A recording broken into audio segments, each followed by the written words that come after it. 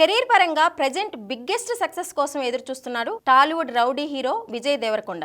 ఇటీవల ఫ్యామిలీ స్టార్గా ప్రేక్షకుల ముందుకు వచ్చిన ఆ సినిమా ఆశించిన ఫలితాన్ని అందుకోలేకపోయింది. ప్రస్తుతం విజయ్ ఫోకస్ గౌతమ్ తిన్ననూరి ప్రాజెక్టు పైనే ఉంది.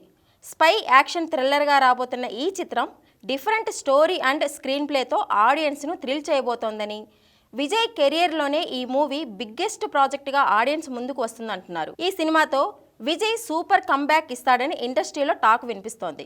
అయితే రీసెంట్గా ప్రముఖ దర్శకుడు ప్రశాంత్ నీల్ విజయ్ దేవరకొండను కలిశారు. దీంతో వీరిద్దరి కాంబోలో ఓ ప్రాజెక్ట్ ఉండొచ్చని వార్తలు చక్కలు కొట్టాయి. విజయ్ దేవరకొండ మేనేజర్తో ప్రశాంత్ నీల్ ఉన్న ఒక ఫోటో నెట్టింట వైరల్గా మారింది. ఈ మీటింగ్ ఎందుకు అనేది ఇప్పటి వరకు క్లారిటీ లేదు.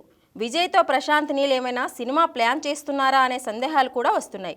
సలార్తో గత ఏడాది విజయాన్ని అందుకున్నారు దర్శకుడు ప్రశాంత్ నీల్. దానికి సీక్వెల్గా సలార్ 2 రాబోతోంది.